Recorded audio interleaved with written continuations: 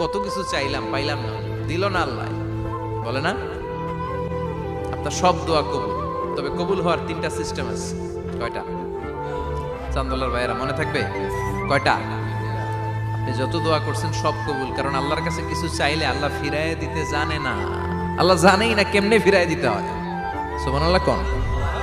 চাওয়া মাত্রই আল্লাহ বলে অ্যাকসেপ্টেড, যা কবুল, দিব দিব না এটা বলতে জানে না, চাওয়া মাত্রই বলে দিব। 3 সিস্টেম। নাম্বার 1, আপনি আল্লাহর কাছে দোয়া করলেন, চাইলেন, আল্লাহ বলে দিব, বলেই তিনি দিয়ে দেন আর আপনি খুশি হয়ে যান, পেয়ে গেলেন।